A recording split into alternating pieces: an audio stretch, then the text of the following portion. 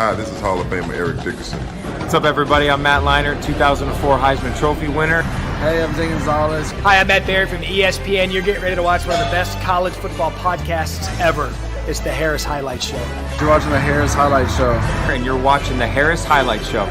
And you're listening to the Harris Highlight Show. Enjoy it. Na na na na na na na na. Na na na na na na na. Na na na na na na na na. Na na na na na na na.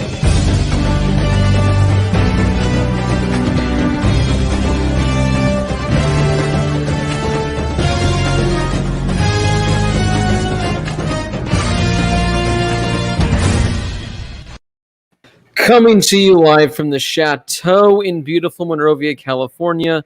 This is the Harris Highlight Show. Joining me this week is our college football analyst, Josh Schaefer, our college football expert, Lyle Goldstein. We might be getting our executive producer, Brady Klain, at some point later in the show. I'm your host for the evening, Blake Harris. Gentlemen, we officially have college football back. How is everyone on this beautiful Wednesday evening? Man, Blake, I'm in a new location. It's been a long day of work, and I did not think I was going to make it to the Chateau in time. So I scheduled the conference room, aka my rain cave, here at work. So I've got a bunch of stuff around. We got a big monitor over there. We've got an all-star jersey here. We've got a guy who played for the Kings for 25 games over there, and then we've got the big logo behind me. And the rain cave, baby. I just finished up a call and then sprinted in here. And there was a meeting going on. I'm like, hey, guys, we got to usher it. I got to do the Harris Highlight Show. And they're like, oh, okay, you're right. And then they hustled out. So doing well today. Yeah, doing well. College football's back. I mean, didn't seem like it watching some of the play this past weekend, but we'll get into that a little bit later. But, hey, it's back. Yeah, so Lyle had a perfect transition into what we're going to talk about. So pretty much everything recapping from week one of college football. Our takeaways, your takeaways. We have a few fun segments coming later in the show. Some old segments, some new segments. So stay tuned for that. We want to hear from you guys. I mean, there's not obviously every game that we can talk about, we can discuss. If there's games, players, anything that you want to hear our thoughts on, you guys can donate to the Super Chat. It could be $1, $2, however much you'd like to donate. You guys can donate to the Super Chat. Your question will pop up in a nice, shiny color. We'll answer your question, talk about whatever it is you want to hear our thoughts on. Or again, if there's any topics, again, games, players, anything, let us know in the Super Chat. We'd like to answer as many questions as possible. But guys, let's start with the biggest game of the weekend, probably one of the more boring games of the weekend, I must say. If you love defense, then you were into this one. But if you're, a regular college football fan that likes points being scored or just good play in general, like Lyle kind of hinted to a few minutes ago about not so great play, Clemson, Georgia. Last week in our pick'ems, it was a clean sweep across the board. We all had the Clemson Tigers winning. We thought Georgia could put up a 5, but none of us picked Georgia. And we are eating our words on that one.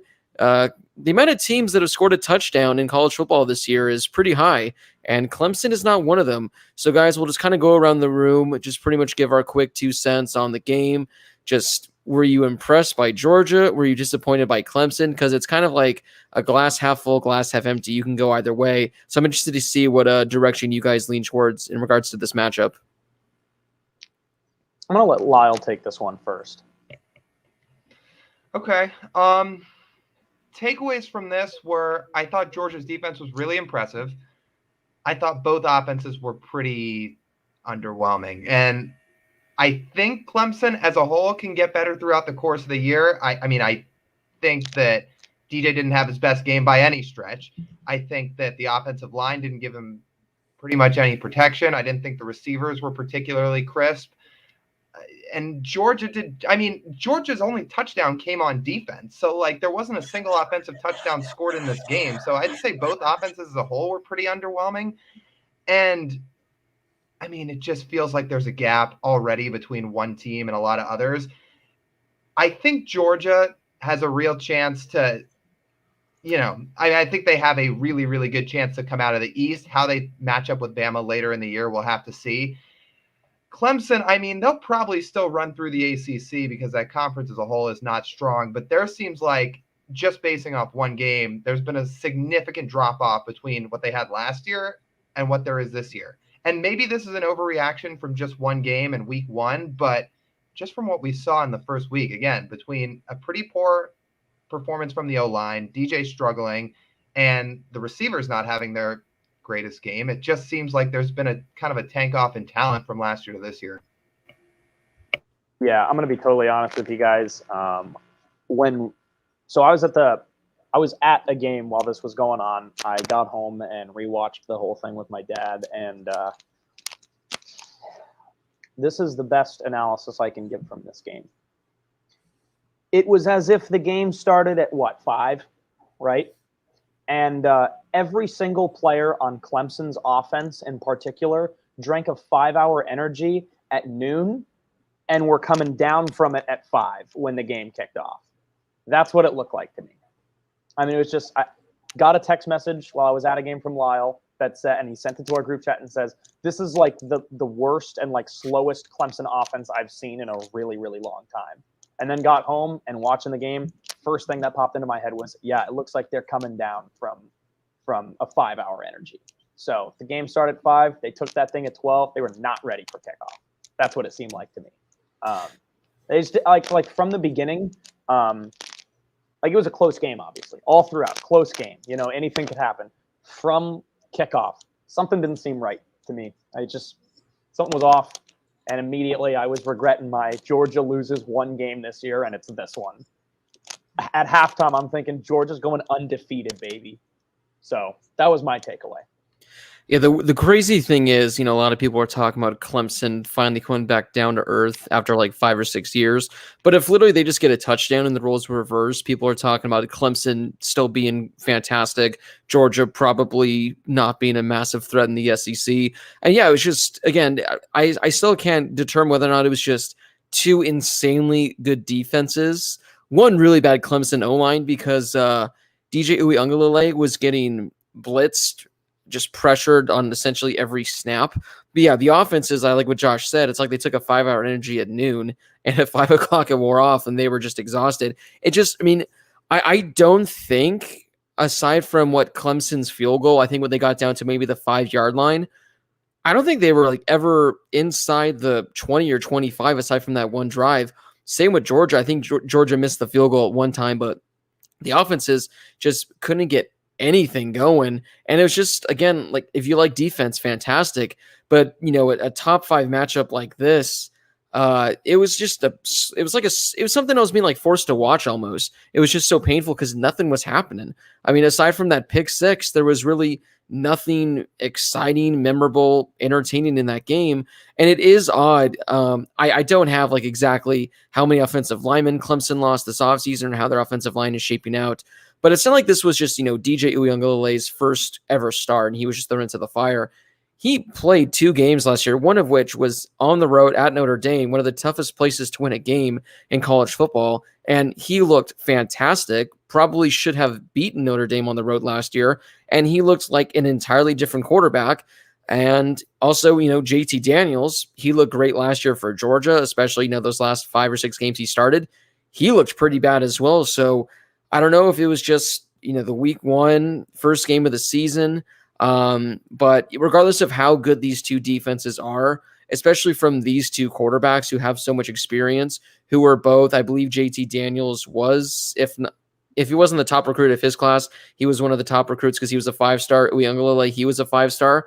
They both just look bad. And again, it's maybe because it's week 1, maybe they'll bounce back from it, but it was just a weird, just overall game on both sides where, again, both offenses just looked horrific. I mean, horrific is the perfect word to describe it.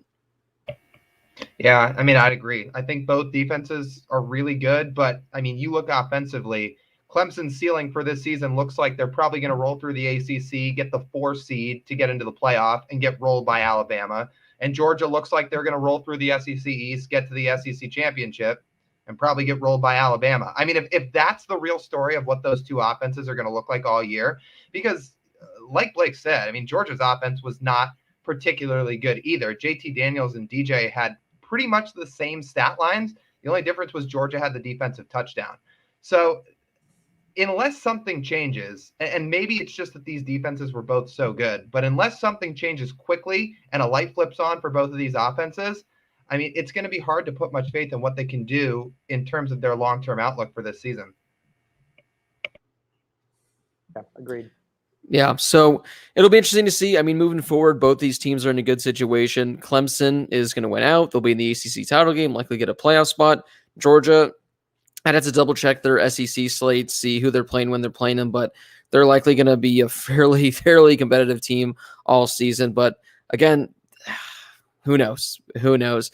Guys, let's move on to the next one that I'd like to discuss. And mainly, I just want to hear from Josh because we didn't really hear his 2 cents or whatnot on being at the LSU UCLA game. We don't have to hear about the SC San Jose State game. Josh, I know you were dying to inform us all just what it was like to witness USC San Jose State. But for those of you that don't know, Josh not only went to that game, he was also at UCLA LSU. And again, we all picked the Tigers last week. I went back when I was watching the pick'ems. We were saying LSU is going to win by 17. LSU is going to win by 2 touchdowns at least. Lyle said they were going to win. We didn't necessarily hear his prediction, so Lyle could have said they're going to win by 5 touchdowns for all we know. But we were all wrong on that one. A lot of the country was wrong, but a lot of people were starting to build momentum in regards to this UCLA team. So, Josh, I'll let you handle this just in regards to just being there, seeing the environment at a UCLA home game, and just overall the Bruins potentially under Chip Kelly finally being legit. Because this isn't the 2019 LSU team, but I definitely think they're going to be a solid team. And aside from Kayshon Boutte, nothing else good for LSU because UCLA just manhandled them. So in terms of the actual game, I am going to hold off on that for a moment because if people might remember, last year we started doing a Star of the Week thing. All 4 of us, well, the 3 of us today have a Star of the Week that we'll touch on. Today we actually might have something else planned in addition to the Star of the Week, which I know that Lyle especially is excited for. But in terms of the experience, I thought it was awesome. The Rose Bowl was great. Aside from being the most inconvenient sporting venue in the world, in my opinion, it is also the most beautiful. For those who don't know, you park on a golf course and you have to go through very wealthy neighborhoods with narrow streets to somehow get in. And there's not a parking lot, you park on a golf course. And then when you park on that golf course, which does not have roads, by the way, you kind of just are told to go in certain directions. You then walk 20 minutes across a golf course to get to the venue. And then when the game's over, imagine, I didn't see the actual attendance. I would guess it's pretty high for a UCLA game, and it was pretty full. Let's go with, on average for UCLA, let's go somewhere in the middle. Let's be fairly generous here and keep this in mind. Let's say 60,000 people. When the game ends, you have 60,000 people aimlessly wandering off into a darkened golf course with no lights. And I'm not joking. I have never been to a Rose Bowl, an actual Rose Bowl game, which is saying something considering I've grown up an SC fan when they were there all the time, but never been to a Rose Bowl game. I know Blake has. That's literally what it's like, is walking off aimlessly into a golf course at night in the dark. So there's that. In terms of the game itself, awesome experience. I'm glad I hit 2 games in one day. It was freaking awesome, to be completely honest with you. Long day, so worth it. It was a good game. We'll talk about that later. It was a good game. Man, there were so many LSU fans. I don't care what UCLA reports. I don't care what UCLA fans say. That place was 50% purple. And I mean, I was shocked at how many LSU fans were there, especially considering everything that's going on in Louisiana right now. I really didn't think too many people were going to make it out, but man, was that place purple. And Blake had texted me and said, "Oh, it sounds like there's 50% on looking at it on TV." I'm like, "Well, I don't know." And I walked in, I went, "Holy cow, this place is packed." But it was a great experience. I can confirm now UCLA did end up giving away a lot of free tickets because they wanted people there. So they gave away tons of free tickets to alums and let them sit in the student section because the students don't show up. And I don't blame them when you don't play on campus and you're not very good. But yeah, I mean, that place was packed. It was loud all game. The UCLA fans were very loud. And all those free tickets that they gave away, people showed up and people were loud. And I think it was an awesome atmosphere. I wonder how many people that would have been there if they took out the. So for what I mean, that was weird. I don't know why they did that. Yeah, so UCLA, for those that didn't see the game, they have taken out six massive sections of seats in the north end zone across the top. 2 UCLA health signs, and then in the middle, one letter of UCLA takes up a giant section each. Now, the reason they did that was because they have had very poor attendance in the last couple of years, one of the worst in the country out of all the big Power 5 schools. So they put those there to make it look like, or so they don't have to sell all those seats. So they decreased the capacity of the Rose Bowl for UCLA home games. I got to be honest. I mean, the LSU game with how much they were charging for tickets by the end of it, I'm shocked they didn't just charge less for tickets and take all those out because they would have sold them. Yeah. I mean, really, I think the game with how difficult they were making it to get tickets after they gave away all the free ones. I mean, tickets were hard to come by when I ended up buying tickets the night before. So I really think they would have sold out the whole place. But it was that was dumb how they did it. But yeah, I honestly, I think I said last week, I thought it was going to be like 75-25 just because this is the first time LSU's ever gotten to play at the Rose Bowl. I get it's complicated in Louisiana, so I'm sure a lot of fans couldn't travel. But yeah, I was shocked it was actually 50-50. So Josh pulled off a bucket list thing, going to 2 college football games in one day. We are going to touch on this game later in regards to some of our segments, but guys, some games I quickly just want to go across, give your quick, 2 cents on, because we are talking in our group chat throughout the college football Saturday. We might say something like, "Oh God," like, this player or this play, but we don't really go in depth and hear what we have to say. So a few games I'm going to throw out there, quickly get your thoughts. And again, if you guys are watching right now on the live stream, you guys can hit us up in the comments below. Let us know your takeaways from week 1. If you have any comments, questions, anything in regards from the past week, you want to hear our thoughts on, like, really bad, you guys can donate to the super chat. It'll come up in a nice color. Lyle's actually going to get to pick the colors, so go for that. We'll let Lyle pick, and we'll answer you guys' question if you have a question you really want to have answered. Oklahoma Tulane. Oklahoma was a 31-point favorite at home. It was technically on the road, but at home. And, in the first half, I believe they were up by 23 at the end of the first half, and Tulane came back. They had the ball. I believe they were down 5 with a couple minutes to go after they recovered an onside kick. Just missed it. I don't know if you guys saw the play, but the quarterback ran. It was like 4th and 13, and he dove and fell just like 1 yard short of the first down, and they turned it over. But Tulane looked, Michael Pratt, that's his name, who's a pretty good quarterback. Tulane fought. Tulane looked good. Spencer Rattler, I believe, threw 1 touchdown, 2 interceptions. And we talked about this last year with Spencer Rattler not, looking ideal. But if you're a 31-point favorite at home and the opposition has a chance to win the game on the final drive of the game, should we be ringing out the alarms in regards to being concerned for Oklahoma, boys? I'm going to jump in here real quick, Lyle. I'm looking at it 2 ways. I really don't have a definitive answer for you.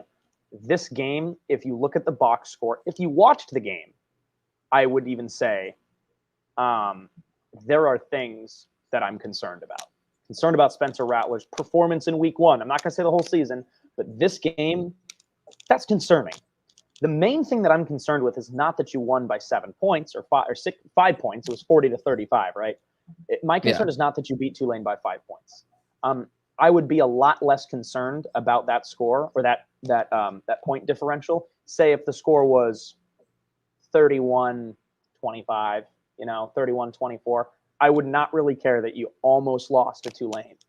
I'm concerned that a team that has not played defense in years, that we have said that all the time, they do not play defense. Sure, they've had a couple of really good defensive players that have come out, got drafted in the NFL. Go Seahawks, am I right, Lyle? But also, you got a team that consistently does not play defense. You have a conference that consistently does not play defense, okay?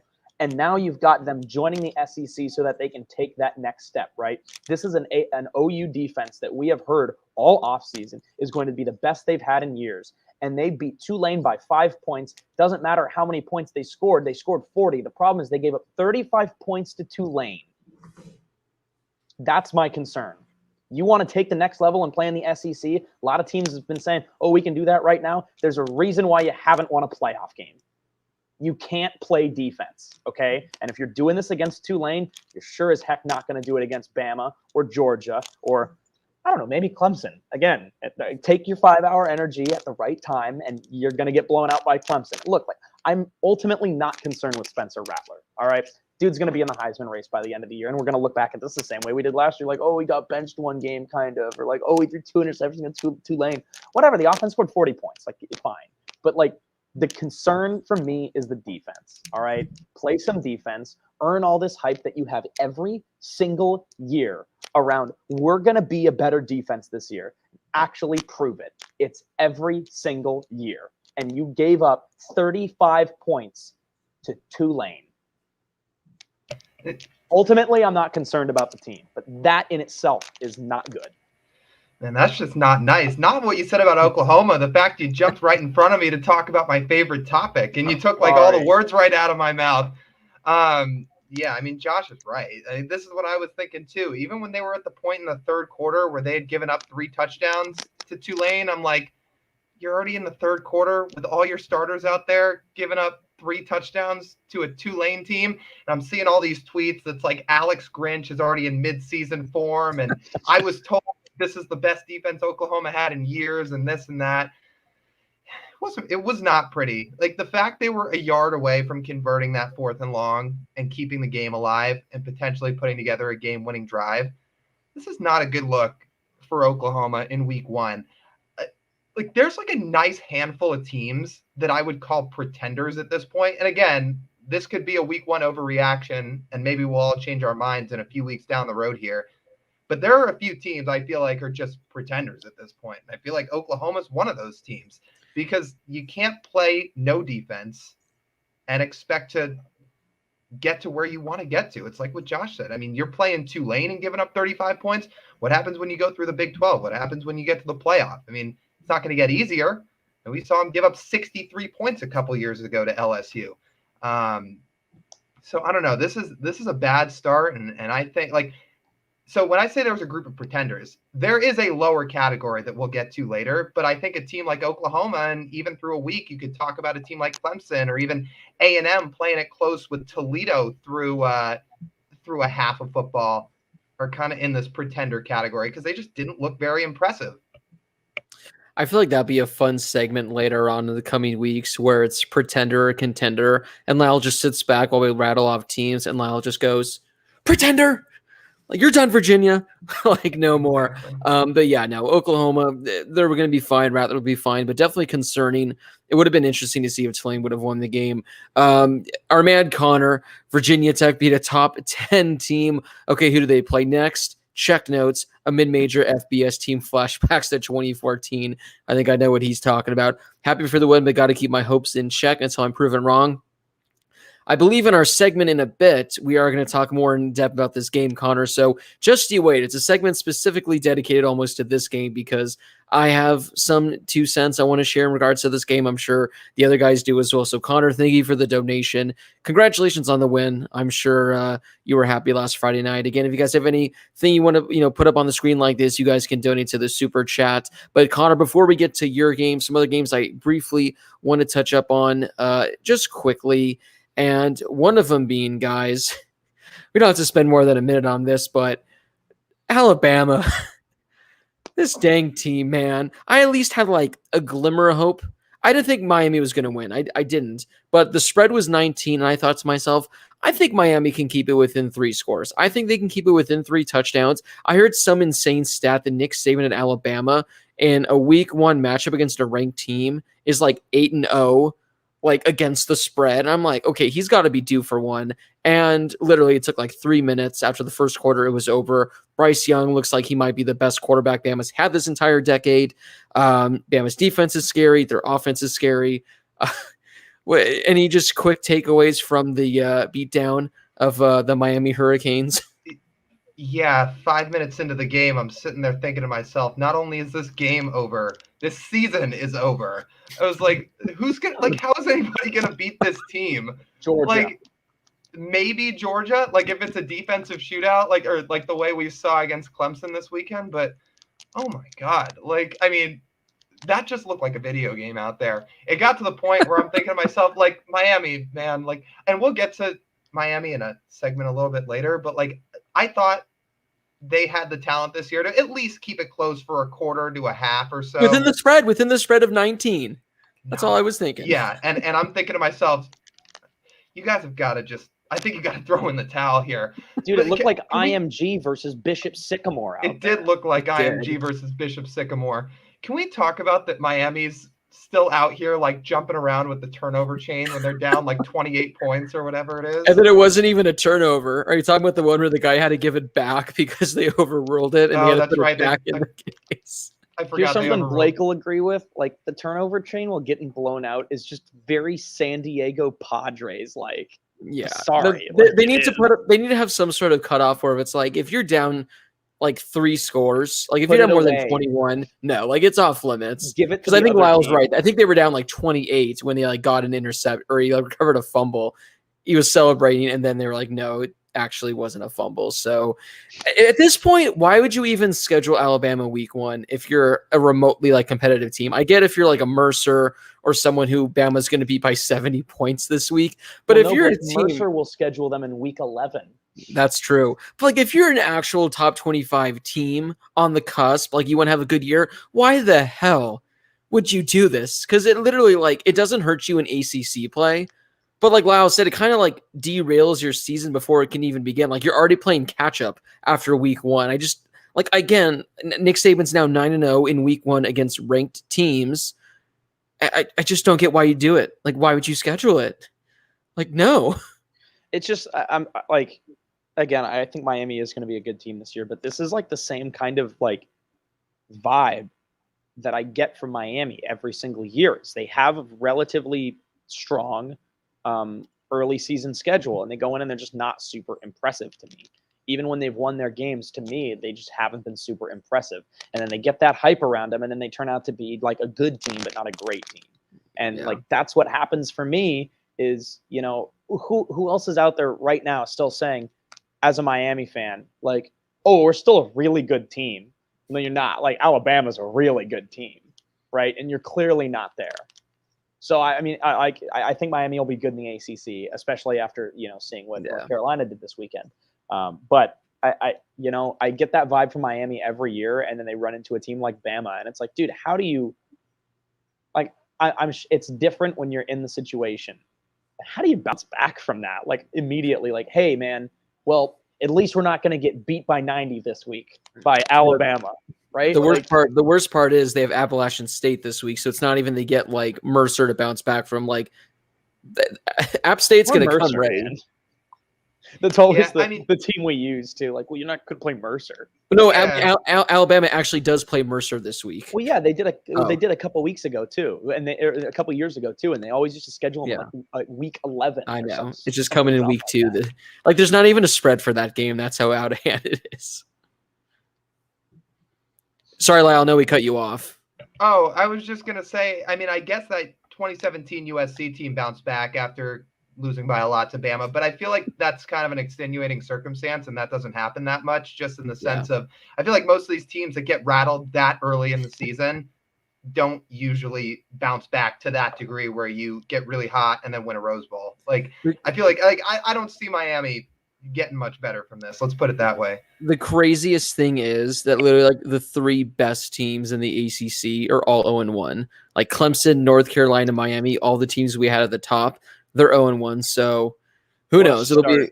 It'll be an interesting one. We got a super chat from Juice. Did the Wolverines' big win over Western Michigan mean anything? Michigan in a blowout Washington Saturday night at the Maze Out. I'll be there. That's going to be a fun game this upcoming. I always love when Michigan, when they have night games, because those are always lit. Wasn't there one a couple years ago against Notre Dame when it was like pouring rain? Or am I thinking of an entirely different game? Because I know they played Notre Dame. Their first nighttime game was the Michigan Notre Dame game in 2011. Yeah. And it was, or the first nighttime game at the Big House. And that was the one where it was Denard Robinson like on the last drive. That was crazy. But Right. yeah, I'm all in on the Saturday night games at the Big House. Would love to go. You know, I thought Michigan looked good, but Ronnie Bell's out for the season now, so they lose their biggest offensive weapon. I thought they looked good over Western Michigan. Western Michigan, you know, is not going to be a team fighting for an elite bowl game, but they're not a slouch either. And Michigan they handled them pretty easily. I think they're going to do just fine against Washington this week, which is a nice transition, guys, to what the hell? Montana? Well, I'm gonna say nothing. I have thoughts for later. Montana? Stage, Oh, yes. I'm gonna plead the fifth and say nothing till later. We can That's save just like it how for- it's just like how 2 years ago. Remember when like CBS? Sorry to call out like a big time outlet, but like CBS Sports was like, Cal is going to go 10-2 and win the Pac-12. I'm like, what? What are we doing here, guys? Like, what are we doing? And then guess what? They didn't. So Right. I was like, look, like I'm all here for the Pac-12 hype. You guys know I am. Do I think Washington is going to be a good team?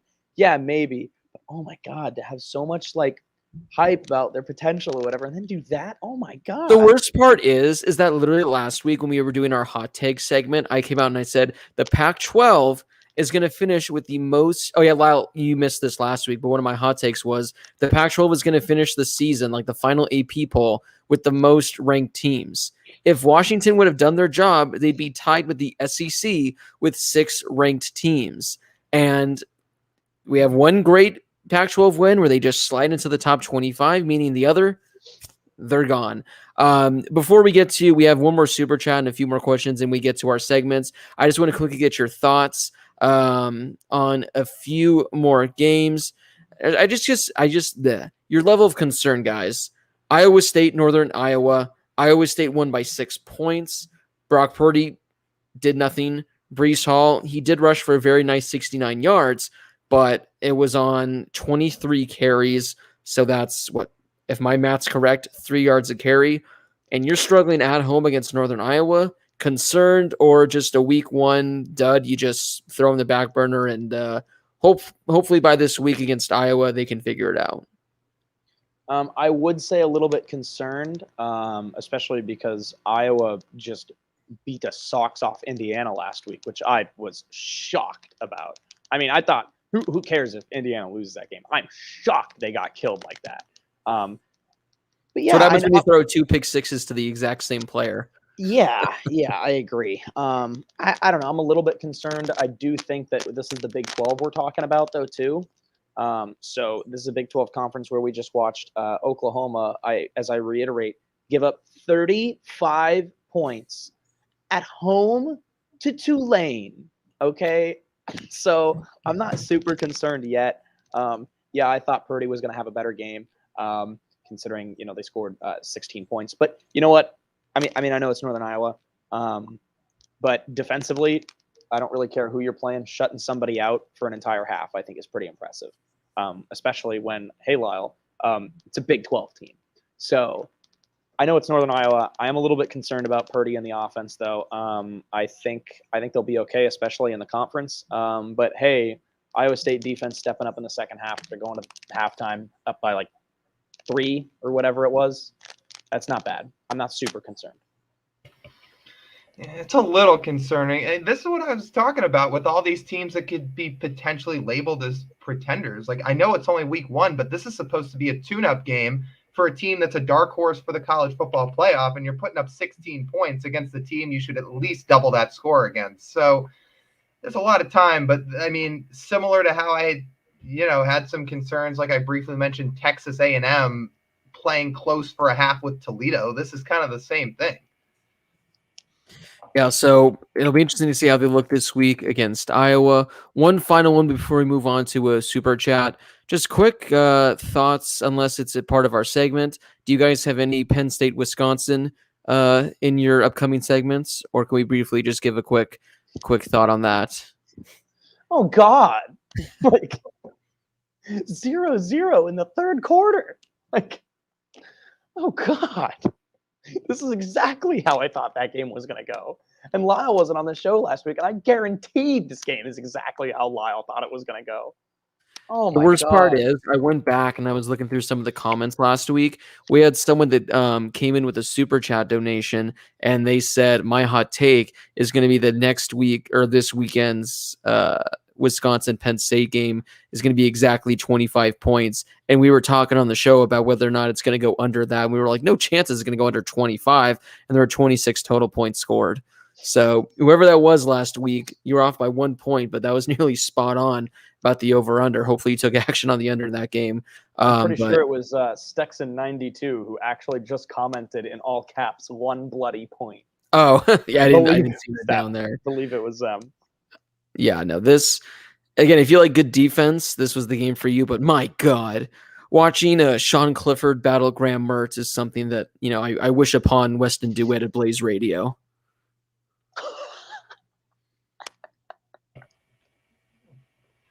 Do you have anything to respond with, Josh, to that? I don't know if I do. All right.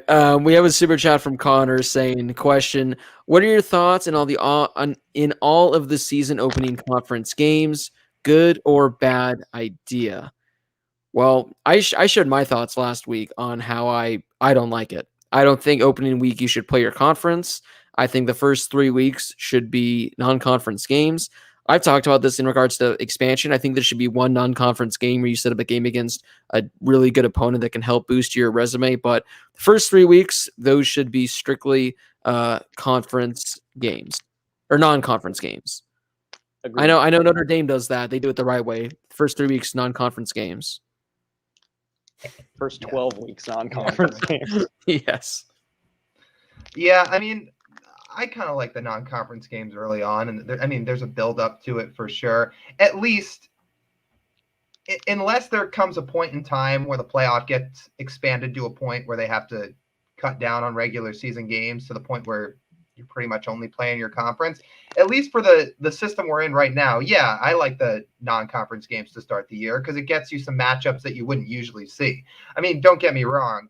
Ohio State, Michigan, and USC, UCLA, and all those rivalry games and all those conference games, they're great, but you do see them every year. You don't see Georgia, Clemson every year, games like that. So I do like the non-conference games. Yeah, I just don't think you should be playing these kind of games early on. One final one before we move on to our segments. JB, if Cincinnati beats Notre Dame, do they make the playoff? We've talked about this before, where if Cincinnati is able to go on the road, beat Notre Dame, go on the road, beat Indiana, which unfortunately now is not looking like, that's going to be too big of a win if they're able to, unless Indiana can turn it around. I think Cincinnati should, especially if they win out, go undefeated. Will the committee let them? Probably not. But hey, just wait for that 12-team playoff in 4 or 5 years. Yeah, they got to go undefeated. I think last year, I said this last season, last year was the year for a group of 5 team to make the college football playoff. And not only could it have been, it should have been, I think. And I said that last year. What I do like is that they actually are getting some respect fairly early on this year. Oh, it looks like we lost Josh. Well, while we read that, hey, they go undefeated. What just happened? I don't know. We lost must be that Ontario rain studio you're in. The connection just went out. My rain cave? Yeah, I think this question implies that Notre Dame is going to be the one up in the air game for Cincinnati this year. They went out and beat Notre Dame. I think it depends on where Notre Dame finishes. But yeah, why not? I think they're going to need some help from the committee, and two, teams around them to lose. But if they do their job and go undefeated, and the committee, when those first rankings come out in late October, have Cincinnati in a similar spot to where the AP poll has them, it's possible. I'm not going to lock it in, but it's possible.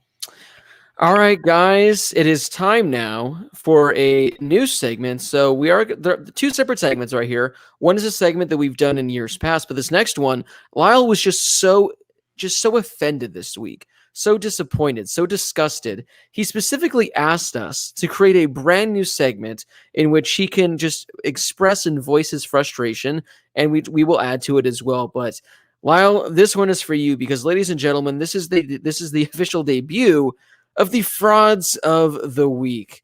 The teams, the players, the coaches, anything that was exposed, the biggest fraud in college football, they let you down, they disappointed you, they pissed you off. Lyle, since this was your great idea, we're going to throw it to you. Again, we can all have one fraud of the week, 3 frauds of the week. If we want to take their time to call everyone out, by all means, go for it. But Lyle, who do you got that was just, again,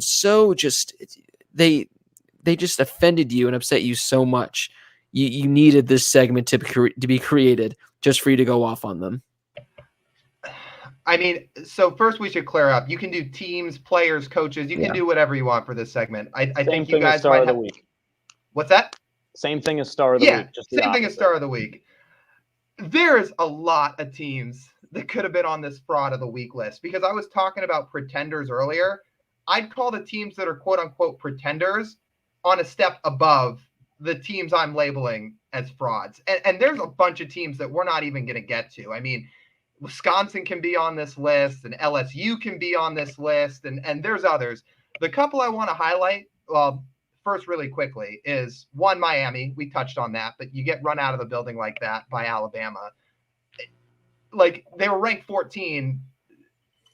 I don't think they're going to get higher than that the rest of this year. I mean, you get embarrassed like that by a powerhouse like Alabama, that is a really tough thing to come back from. And it's clear that their talent just isn't where people projected them to have it on a national stage. So Miami was one, LSU was another. I know we briefly touched on that. The two I have to focus on. One, Washington. I mean, I pled the fifth on that segment a minute ago for a reason. Oh my God. Like, you score 7 points on Montana, like an FCS team like that. It's not even like it's an Eastern Washington or a James Madison or a North Dakota State. UC Davis. Or UC Davis. Like, Montana's not a very good FCS team. And here's a stat for you guys. Fun fact. Montana's the first non-FBS team to hold a Pac-12 opponent to under 10 points since Grambling State beat Oregon State in 1985. How do you get shut out, or not shut out? How do you get held under 10 points at home in week 1 against an FCS team like that? I mean, this Washington team had problems last year too. Their offense was boring. It was slow and developing. They didn't have a lot of playmakers on the outside. They started Dylan Morris, who's their returning starter from last year, and the guy throws 3 picks, including one to lose them the game. I mean, that was pretty brutal. So Washington, along with a couple others, is certainly on my fraud list. And there's one more I got to talk about. If somebody wants to refute this, if Brady wants to have a rebuttal argument when he gets on this show, it's fine. I think we need to have a conversation here about Indiana, who just lost 34-6 against Iowa. And let me clear up what I'm going to say. I think Indiana is very, very up and coming as a program. We talked about all of that last year. I do think Tom Allen's a very good coach, and I think Indiana's come a long way from where they were just a few years ago. But if we're talking about them on a national stage and as a top 15 team, like, you look at their schedule from last year, like, they won by 1 point on a last-second thriller against a Penn State team that went 4-5. They beat a Michigan team that went 2-4. They beat a Michigan State team that went 2-5. They beat a Wisconsin team that went 4-3. They technically lost by 7 against an Ohio State team that was up 28 points on them. And then they lose to a 5-5 Ole Miss team in their bowl game and then lose 34-6 this week. And Michael Penix throws 3 picks and less than 50% of his passes were completed. So, look, I think Indiana is definitely an up-and-coming team, and I think the future's much better for them than it has been the last decade. But I don't know, as a top 15 team, I think objectively, I'm just trying to dive a little bit deeper on what this team really is. And I think they might have beat a lot of very mediocre to not so great teams last year. So they were also on my fraud list. If Brady or one of you guys wants to refute that, I'm all ears. But they made my fraud list for this week. I would have loved to see BK on this for that because Lyle did make interesting points as why you can say they are in fact a fraud. Also, one final thing I just want to add on what Lyle was talking about in regards to Washington. Washington scored on the opening drive of the game. Like they went up 7-0 after the first 3 minutes. And it's like, okay, wow, they're about to blow them out of the water. So it's not like, scoring a touchdown is bad against Montana. But it's the fact that it was literally the first drive. And then the remaining, 10, 15 drives, they didn't score a single point again. My God. Scooter Sports says here, I saw people had Washington in their top 10 preseason smoking crack. I just don't understand. I feel like there was hype around them too. And to compete in the North, to compete with Oregon, and who knows? I feel like I'm very in the middle on Oregon, but I think there are some people that are like, Oregon's not gonna be as good as everyone says they are, or oh my God, Oregon is better than Bama right now, every day of the week. I'm like, let's find some middle ground here. There were literally people that were picking Washington over Oregon in the North, and after week 1, was not super impressed with Oregon either. But my God, it is just not close. It's still not close. Yeah. So Oregon by a lot.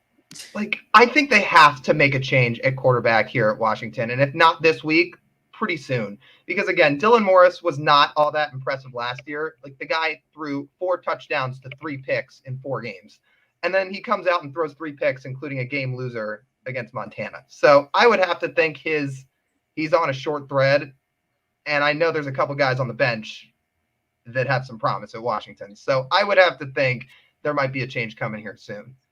I don't want to legitimately talk bad about a player. This was a game that I did not get to see the whole thing of. I was following the last couple of drives on my phone. I got multiple text messages from different people that said Dylan Morris is tragic. I mean, it was bad. And from what I saw before I started watching it on my phone, it was tragic how bad it was. It really is ironic, as Andrew says here, the Pac-12 North as a whole is a fraud. You have the most disappointing division there. And then you go to the other side, and the Pac-12, I sent this in our group chat. Guys, the Pac-12 South is the division with the most ranked teams. Look at us. Yes, who would have thought? Look at that. Who would have thought? All right, Josh. Division. Let's hear who your fraud of the week is, or frauds of the week, your call. I've got 2 frauds of the week, guys. Number 1, I'm going to start with North Carolina. And I'm not ready to call Sam Howell a total fraud yet because, again, I think my 2 leaders in the Heisman this year were Spencer Rattler and Sam Howell, and they both did not have good weeks. But completing 50% of your passes for 200 yards and 3 interceptions against Virginia Tech? Are you kidding me? We all thought this game, Blake was like, oh no, Blacksburg at night, enter Sandman. But come on. No. Okay. I just did not think, and this is another thing. And I commend Virginia Tech because look, if 2 teams are each playing bad games, someone has to play better than the other to win. Virginia Tech was the better team in this game. Maybe not. If they were playing tomorrow, I think North Carolina would win. Virginia Tech was better in this game. And I think that says a lot because Virginia Tech was not impressive at all either. They kicked a field goal in the second half. And that was it. They didn't score either. And we have been touting North Carolina's offense as opposed to their defense this year. But it was just not impressive at all. They ran for 146 yards. All right. Sam Howell had 35 of those. But look, they just weren't impressive at all. And I mean, they outgained Virginia Tech. Your statistics can tell you one thing, but they were just bad. There's no other way to put it. They were shockingly bad. And this game, I had said a couple times last year that the Florida State game, that's a game that Sam Howell alone deserved to win. He was not at his best, but he played well. The team did not play well. and they lost to Florida State. And he hit receivers 4 plays in a row on that final drive. All 4 were dropped passes. Like, should have been a first down. They could have kept the drive going. They could have won the game, right? He deserved to win that game. He did what he needed to win that game. This game felt exactly the same way, except this time he didn't hold up his end of the bargain either in Sam Howell. So I just think from top to bottom, horrible game from North Carolina. Congratulations to our friend Connor. Condor, man, you got a big win. Good for you guys. 1-0. Justin Fuente, baby, extension. But, we'll see. I think North Carolina bounces back in the conference, but that was not only was that not a good start to the season, it was a really, really bad one. Yeah. And now, sorry, did you want to comment? Because I do have one more. Well, I was just going to say, because I added one because I felt like this would be on here. But yeah, my number one was Sam Howell, just because I've been beating his drum like no other this whole offseason, saying he's going to be the Heisman. He's going to be the number 1 pick in next year's draft. Both of those are still possible. But my God, no touchdowns, 3 interceptions. I think Josh said completed 50% of his passes. Virginia Tech's not awful. Yeah. They're not an awful team. But you should not be getting like Georgia'd by Virginia Tech. Connor can probably attest to this, that, he said no, not an extension for Fuente. I know he's always lurking here. Sam Howell just looked bad. Like, he looked bad. Again, props to Virginia Tech, but the Heisman, one of the Heisman front runners, potentially the number 1 quarterback taken off the board next year. No. I'll let Josh give his other fraud, then I'll share mine. I had a conversation with Lyle the other day driving home from work. So, I called Lyle, we chatted in the car, and we talked about my plans for the weekend. I was going to hit USC at noon or at 2 and then hit UCLA for the LSU game. And a conversation that we had was LSU might have not necessarily the best defense in the country, one of them, but probably has the best secondary in the country, right? Derek Stingley Jr., the best cornerback in the country. Yeah, or I think my words were they have at least the best cornerback duo. Yeah, between they have the best Stingley cornerback duo. Yeah, and Ricks. Yeah, exactly. and Eli Ricks. And part of this conversation was, and this is what I said to Lyle, and I quote, DTR is a good quarterback, but who is he going to throw the ball to against Stingley and Ricks? The answer was not many people. And somehow he would still pass for 300 yards and 3 touchdowns. Do you know how many times he threw the ball? 16 times. Well, I believe he only had 9 completions as a whole. 9 completions for 300 yards and 3 touchdowns. Sure, Ricks picked him off. Whatever. Stingley had 2 tackles. One of them so. Oh, there goes Josh again. Josh, buddy. Well, I'm sure he'll reconnect in a second, but at least till he comes back. Are you kidding me? Oh, there you go. Oh, wait, Josh, I'm back. You might have to restate some of that. Yeah. Well, no, most of that was I lagged out. Am I here? Can you hear me? So anyway, I just don't understand how you complete 9 passes against the best corner duo in the country, supposedly, is what I'm going to say now, against a guy who could legitimately be a top 5 pick next year, right? How are you completing 9 passes and throwing for 300 yards and 3 touchdowns and beating LSU by 10 points? I mean, that's insane. They didn't do anything. Ricks might have had an interception, but Stingley had 1 solo tackle. He missed multiple tackles. They blew multiple coverages. I just want to know, UCLA's fine, right? I'm not buying in on it. I'm not, because that should not have happened. Okay, be excited about it. Saw UCLA fans calling it a generational win, the win of a lifetime. LSU was ranked like 18th. Are you freaking kidding me? Relax. Okay, good win. Enjoy it. It was not the win of a lifetime. They shot off fireworks and dropped confetti like they just won the national championship. Just throwing that out there. Anyway, that should not happen against Stingley and Ricks. You should not be missing. You should not be blowing coverages. You should not be missing tackles that turn into touchdowns. The dude completed 9 passes for 300 yards and 3 touchdowns against, no disrespect, but Greg Dulcich, Kyle Phillips, and Kashmir Allen, should not get 300 receiving yards against Ricks and Derek Stingley Jr. And you know what, guys? I'm not done yet. Miles Brennan was hurt. A lot of people said that Max Johnson, this freshman kid, was going to beat him out anyway. And he threw for what, 300 yards? He threw for 300 yards, whatever. This was the worst 330-yard, 3-touchdown game I have ever seen in my life. He completed 50% of his passes, yet somehow threw for 330 yards. And the only reason why is because he threw the ball like 50 times. Wait. Like, are you kidding? And then if he had hit his wide open receivers, guys, if he had hit wide open receivers, I am not joking right now. This includes how bad LSU's defense was. LSU wins by 14 points. If he completes passes to wide open receivers, this game is completely flipped.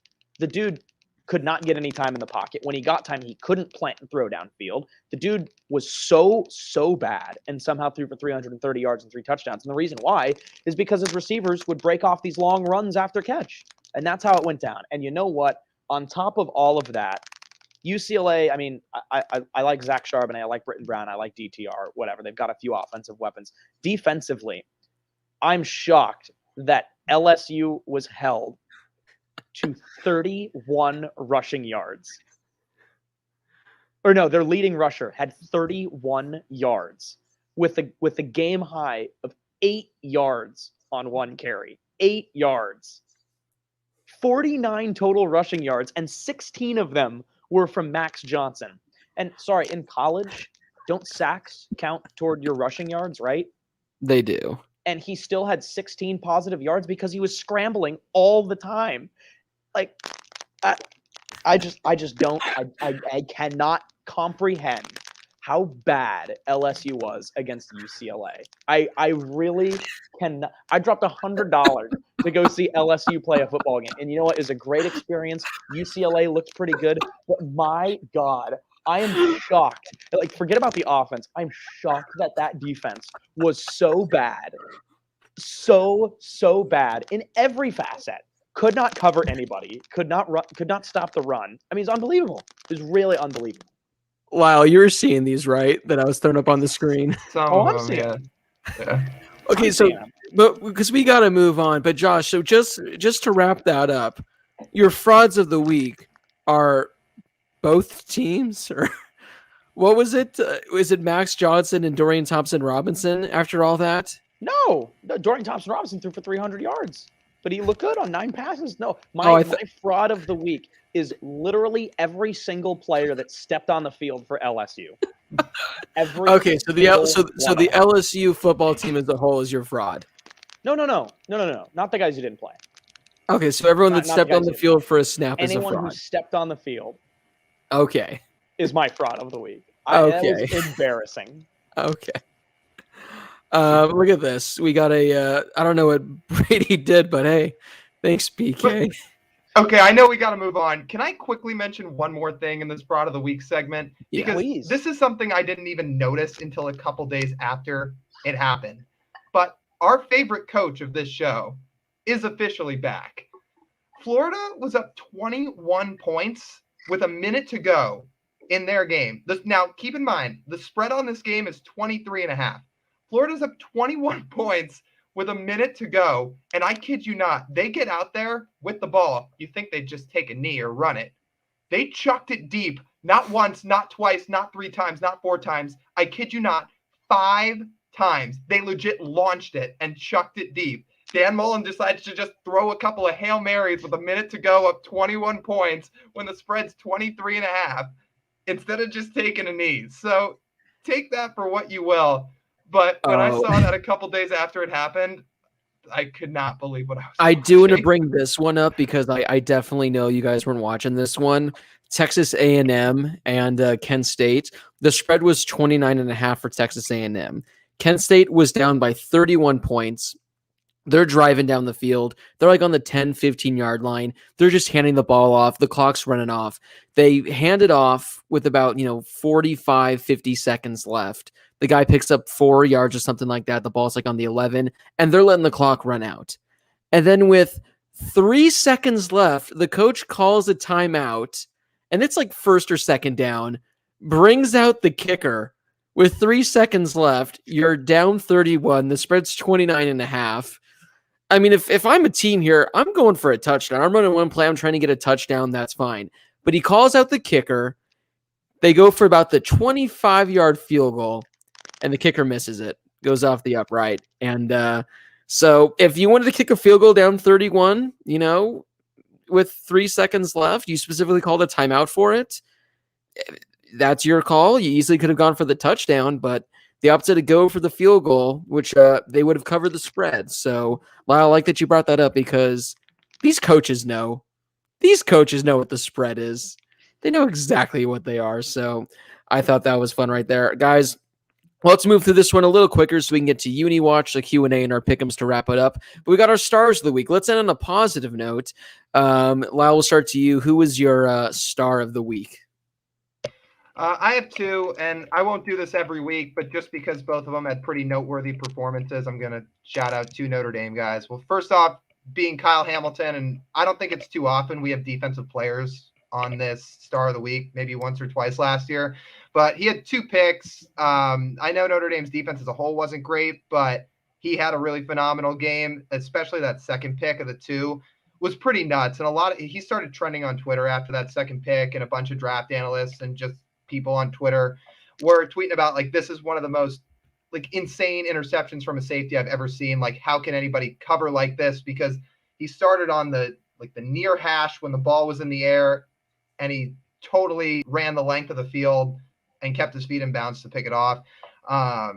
He was really good, and I think he lived up to the hype for his first game. With Stingley not playing a great game and Kayvon Thibodeau's a little banged up, I'm not saying it for sure happens, but with that Bednarik award, I mean, you never know, because this guy's as good in the box as he is in coverage. So he racks up 5 or 6 tackles for loss to go along with a handful of picks. I mean, you never know. So he was my first, and then Jack Cohn was my second. So again, I'm shouting out 2 Notre Dame guys, but I think Jack Cohn kind of deserves it because I certainly have had my doubts, and I'm not all the way there, but I certainly had my own questions about him leading into this season. And like Josh said it during the middle of the game, he's like, okay, I think we need to talk about Jack Cohn because like he's looked really, really good. And he did. Like he threw for 370 yards and 4 touchdowns. The one that stood out to me was, so he had a pretty good game as a whole, and he wasn't making mistakes. Notre Dame was scoring points. But that touchdown he threw, what was it, on the far right pylon for the touchdown? It was the Kevin Austin touchdown. That was the throw where I was like, okay, like that's a real throw. Like that's just not like hitting a wide open guy. That is a real tight window, put it right in the bread basket type throw. He was really impressive, and they don't win that game without him playing like that. So shouting out 2 Notre Dame guys, Kyle Hamilton and Jack Cohn are my 2 stars of the week. Last week we did call them the Fighting Jack Cohns, and they just might be. That's true. They might. God, all the clips that we're gonna have to go back and like put together after Jack Cohn wins the Heisman this year, because none of us had any faith. Like I think when he transferred, like Lyle that day was like, oh God, like no. And then when he was announced the starter, he's like, what else can we do at this point? So yeah, he was gonna be mine. I figured Lyle would have him, but yeah, I must say Jack Cohn had one of the most impressive performances from a quarterback this week. He looked really good. Yeah, he was really good. And I mean, it was a good game in general too. And shout out to Florida State for keeping that close too. My star of the week. Okay, wait. So who is my fraud of the week? The entire LSU team. Okay, so my star of the week. Get ready for a plot twist, boys. UCLA, Zach Charbonnet and Britton Brown. I mean, unreal. I mean, really, really unreal. And a lot of people were hyped up about Zach Charbonnet after week 1 against Hawaii. Again, I'm going to be honest. They blew out Hawaii, and it wasn't like it was a flashy game. It was far from a perfect game. Like I didn't think they looked great, but the numbers, at least for Zach Charbonnet, carrying the ball 6 times and doing what he did was impressive. Listening to the UCLA broadcasters before the game, Josh Lewin, he's their play-by-play. He's great. Used to be with the Mets, and he had said something like, "Everybody's very hyped up about Zach Charbonnet, as they should be." And the color analyst said, "Yeah, well, but also let's pump the brakes. He carried the ball 6 times." Well, this past week, he carried the ball a lot more than 6 times, and he rushed for 117 yards and a touchdown. Britton Brown was equally impressive, 96 yards and a touchdown. UCLA as a team combined, I believe, with who's their third running back, Kashmir Allen, and then obviously with DTR, ran the ball for over 200 yards against an LSU team that I really thought UCLA was going to struggle to put points on the board against. And it was literally every time LSU scored to make something look interesting, it was, okay, here's first play, 30-yard run, Zach Charbonnet. So, I mean, if anything, he's just showing Michigan that they really messed up. So I don't know what Harbaugh did up there. I don't know how he forgot about Charbonnet after a good freshman year. But Zach Charbonnet and Britton Brown, my star of the week. I mean, I was sitting in the LSU section, too. That's where our seats ended up being. It was kind of coincidental, but, I mean, it was cool sitting with all the visiting fans. I mean, I'm sitting there just impressed with Zach Charbonnet. Everyone else got their heads in their hands, and I'm just like, man, Charbonnet and Brown, man. They literally cannot stop them. Very impressive, UCLA. Yeah, Pac-12 has some really nice rushing duos, to say the least. Before I get to mine, Connor shares with us his star of the week, Mercer's kicker for missing the extra point, securing the 69-0 victory. Not the kicker we deserve, but the kicker we need. I need to look up this because I've seen people talking about this on social media. I don't know if he came out and said this, but everyone's saying he deliberately missed this on purpose. So that way it could be a 69-point victory. So if that is the case, props to him. So I got 2. One of my stars of the week is Tanner Mordecai, who was an Oklahoma backup quarterback the last, I think, 3 years, at least 2 years. He made his first, not start for SMU. I mean, he transferred there this offseason. The first start of his collegiate career. It was his first start since he, I believe, started in his high school championship game. Something like, it was 1,400 days ago. So he hasn't started in 4 years, waited his turn, went to SMU, and 7 touchdowns. That's quite the debut. And I'm going to the defensive side of the ball, guys. I don't know if you heard about this, but Fordham linebacker Ryan Greenhagen set the NCAA record this week against Nebraska with 31 tackles. Solos? No, just combined tackles. I think he had 17 solo tackles, 14 assisted, or maybe I had him switch. It was 14 solo, 17 assisted, but 31 tackles. He said he surpassed the record of 30. So 31 tackles in a game, especially playing a team like Nebraska. I mean, you're literally involved on every play at that point. 31. Yeah, that's absurd. That's pretty nuts. All right, guys. So those are our stars of the week. Let's move now and bring back one of our favorite segments, Uni Watch. We each go around, pick our favorite uniform from the week. All right, guys, who wants to kick yours off? That way I can throw your graphic on the screen while you give a quick 10, 15-second synopsis as to why they're your favorites. I'll go first. I really liked Florida State's a couple days ago, but I'm going to keep it in the ACC with somebody else. Louisville, I really like their uniforms. I've loved the rebrand they've done, but they also used to have the wing right on the cuff of the sleeves, and I always thought that was okay, whatever. But this week they did kind of what Oregon has done in the past with the sleeves on the shoulders, except I think they did this even better, implementing the wings on the shoulders. I think it's just really cool. It's kind of the same color as the jersey, so it just kind of gives it kind of a texture. And I'm not usually a huge fan of all bright red from head to toe, but I just saw these last night and thought, these are actually really, really clean. And I think I might mix it up. There are some other really nice uniforms, obviously some pretty basic home or away uniforms that are always really nice, but these are nice. From head to toe, I like it. And then essentially it's two-tone too, since you pretty much only have the black outline on the numbers and you got the white on the helmet, white on the pants. Love it. Yeah, I went with an all purple. I mean, I took the TCU uniforms from this past week, which were really nice. I think I picked these before, or if I haven't, somebody on the show has, because they're just really clean. You got the purple jerseys, the silver numbers, the black outlines, the black helmets with the dark visors. I mean, all around, I just think these are a really, really good jersey. These are the ones that Brady picked. I was going to go with these ones, but he got it right before me. These Minnesota ones, I mean, usually Minnesota is near the top when it comes to the uniform game. The helmet, I love this black jersey with. It looks like the thing that stood out to me, the numbers, they look like a dirty base, like in baseball. Like if you look at a base and how dirty it looks, that's what they look like. But I think that they look really, really nice here. My uni watch pick of the week, these Ole Miss baby blues, they are perfection. Ole Miss needs to wear these on a week-to-week basis. So those are flawless. I absolutely love those.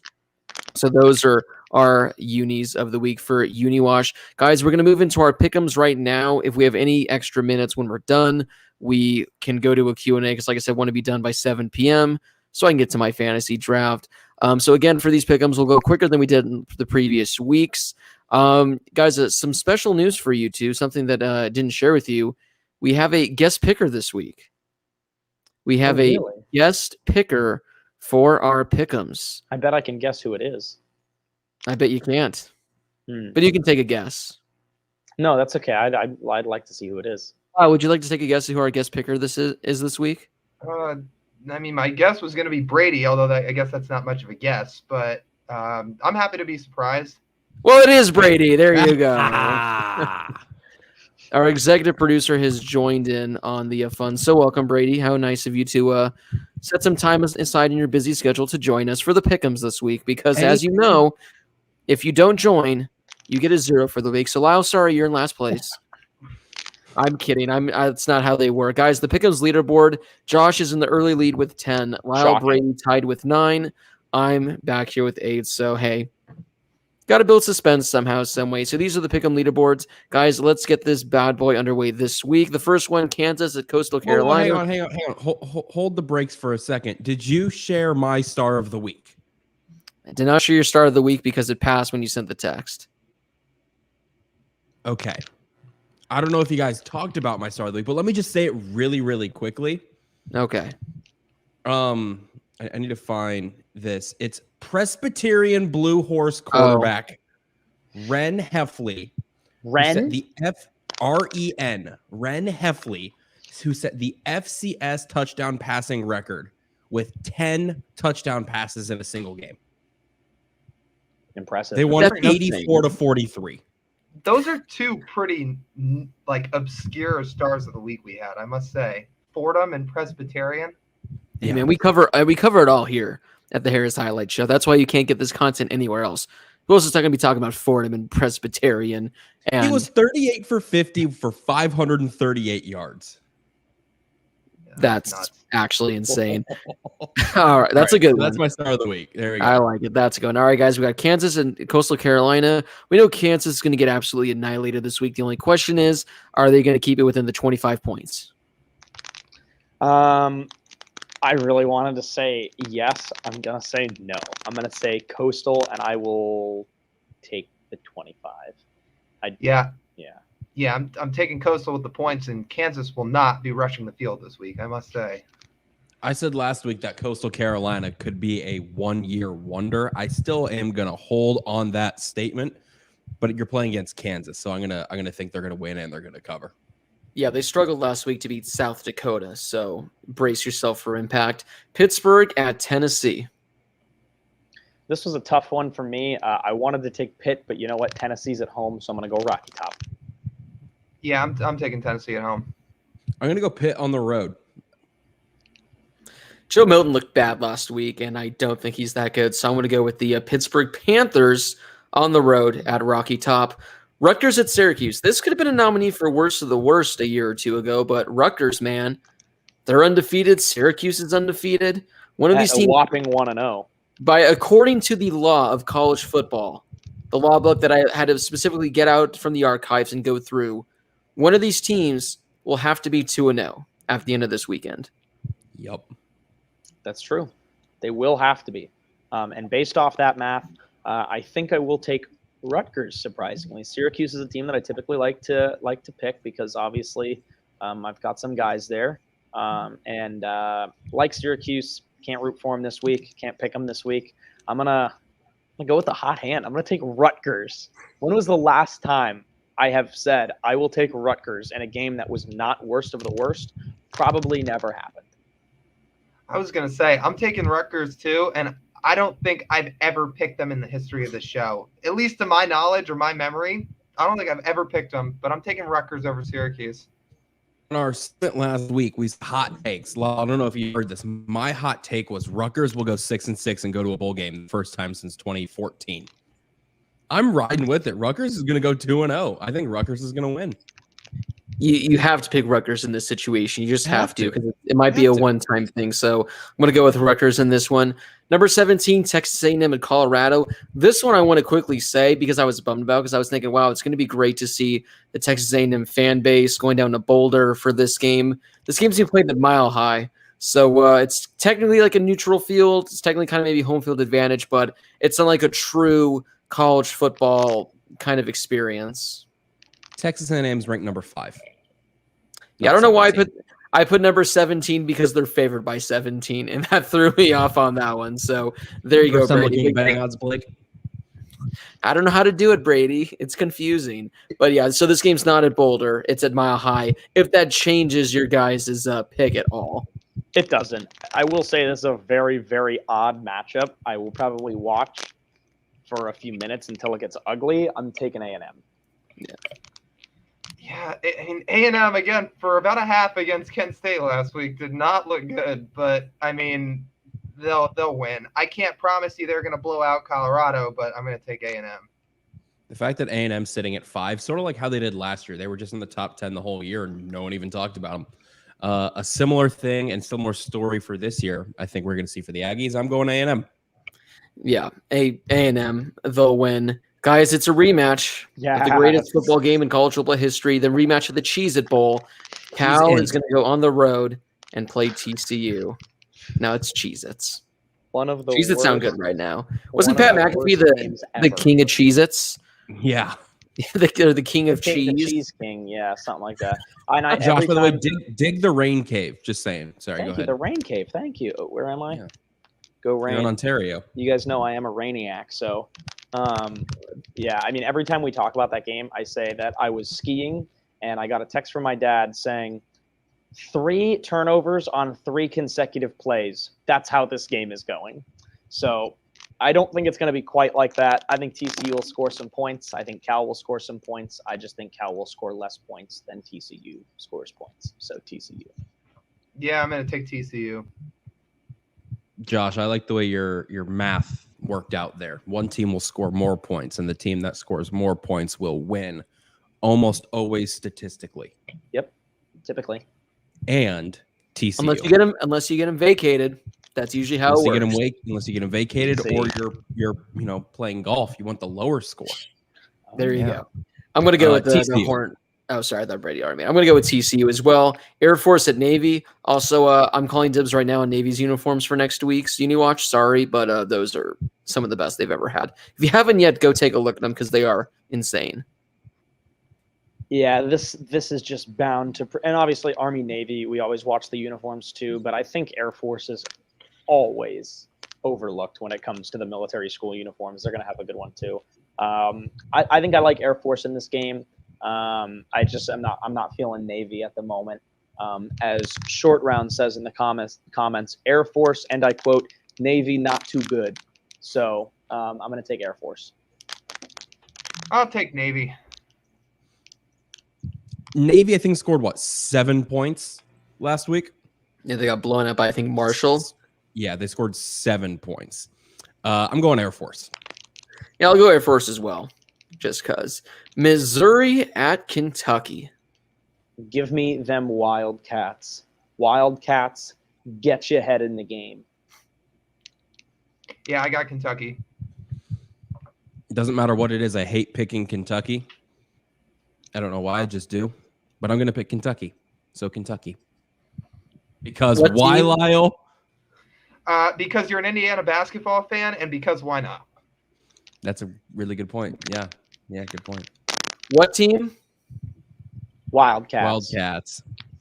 Get your head in the game. I'm going to go with the Wildcats. Number 15, Texas at Arkansas. This was 2005.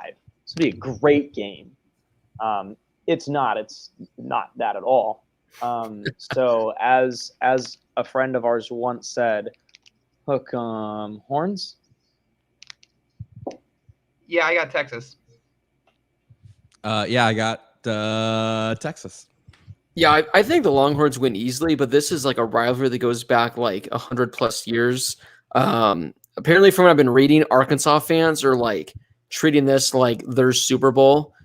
So if you want a potential, hostile environment, maybe some fights going on in the field, maybe some fights in the stands, check this game out because these two teams and their fan bases do not like each other. But yeah, Longhorns. Appalachian State at number 22, Miami. I'm going to take Miami, and I think they win by, I'll say 3 scores.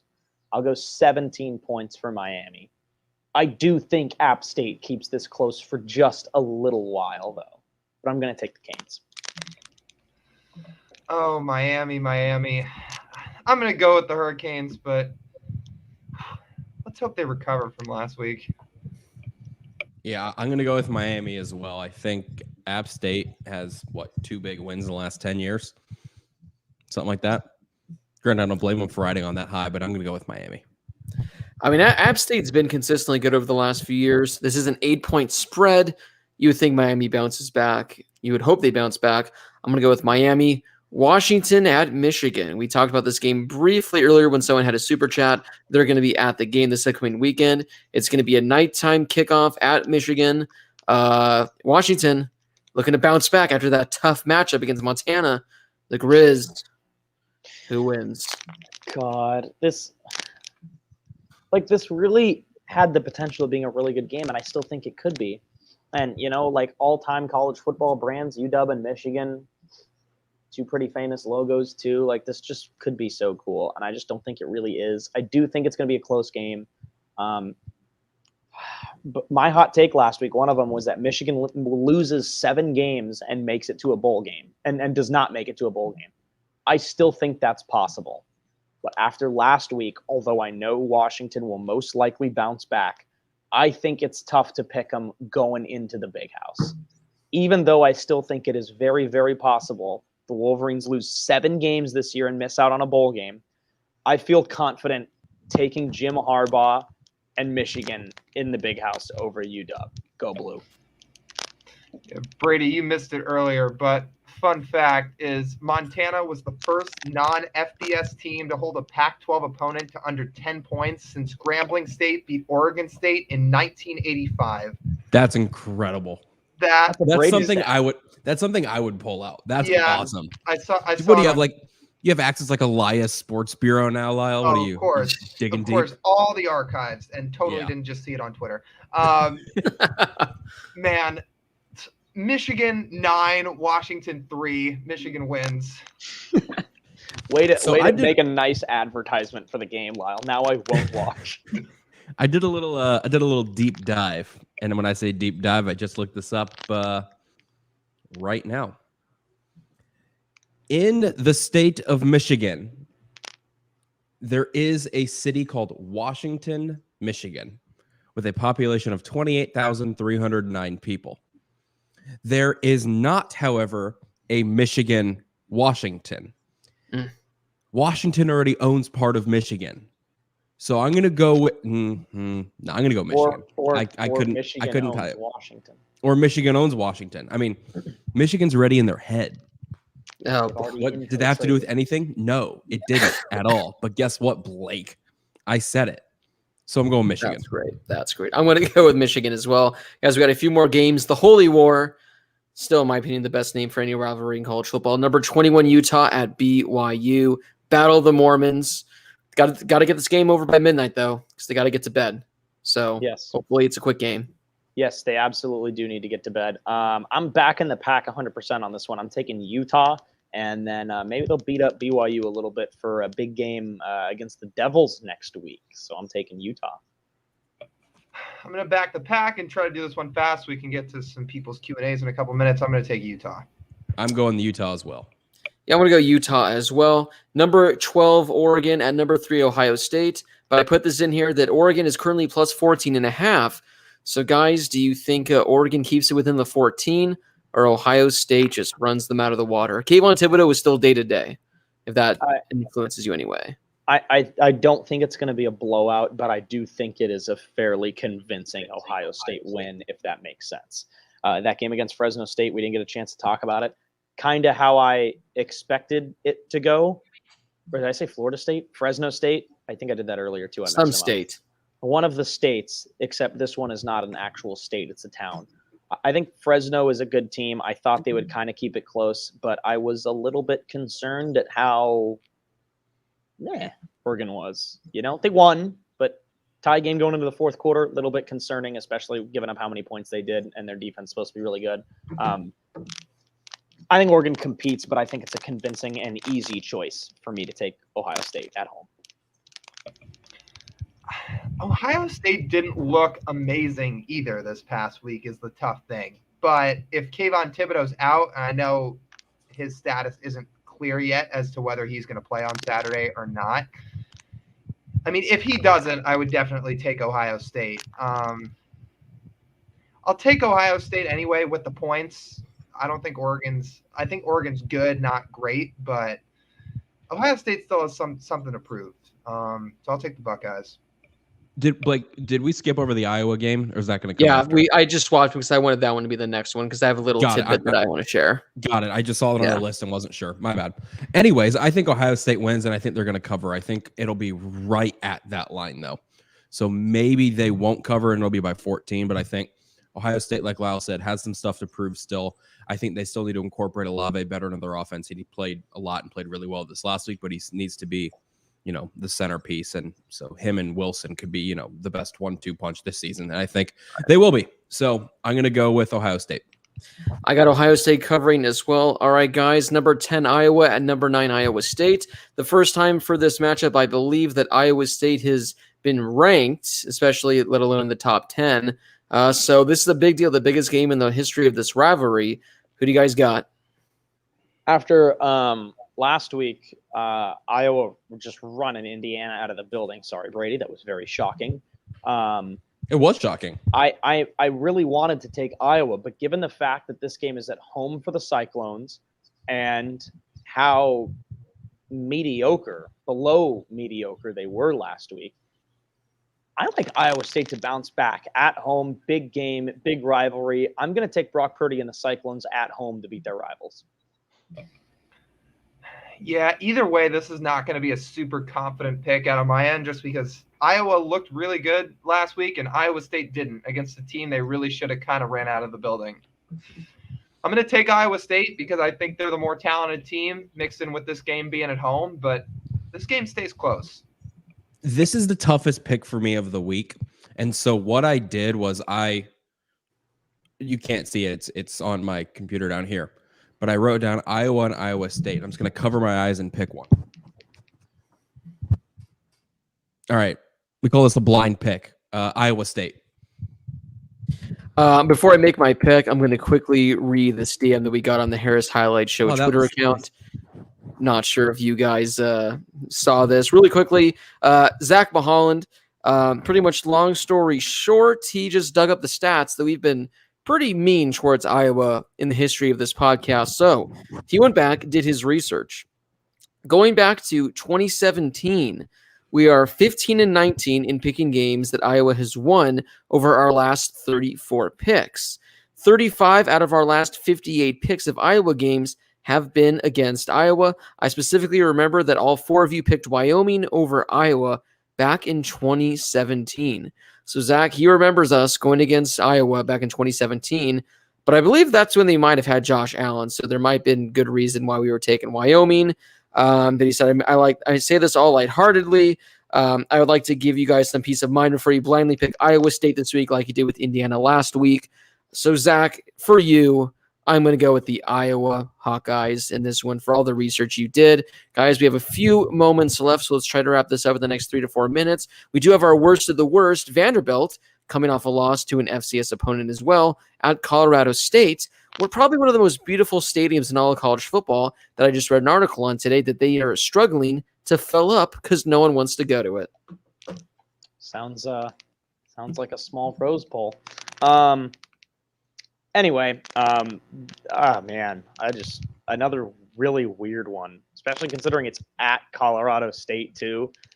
Weird one. I'm going to take the Rams in this one. You know, I'm a Rams fan here in LA, so I might as well stick with my Colorado State Rams in the matchup.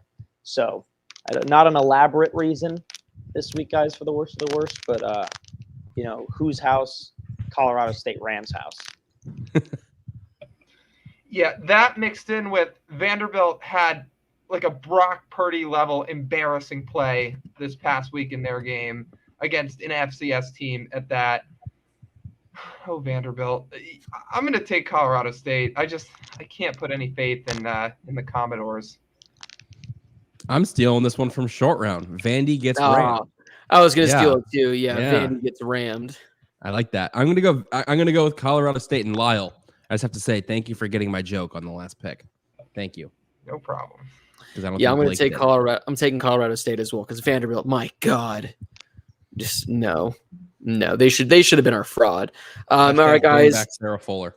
UNLV at number 23 ASU. Last I looked, ASU is a nice hefty 33.5-point favorite. I think Arizona State works out the kinks from last week against Southern Utah, which kind of like UCLA's win over Hawaii, but maybe even a little bit worse, was a very ugly blowout win. ASU probably had, I don't know the stat exactly. They had a lot of penalty yards. 12 for 135. 135 yards. It's like the most they've had in years, and like the most they've had under Herm Edwards. I want to say Southern Utah's total yards when ASU got up to 135 was like not too far off from that number either. So that game could have been a lot worse if ASU was a little better disciplined. I think ASU bounces back. I think this is a huge, huge win over the Fighting Tate Martells. And you know what, guys? If the four of us could make a trip to Vegas right now just to shoot a promo for this show, I would be down for that. So I'm taking ASU and their fancy new helmets this week.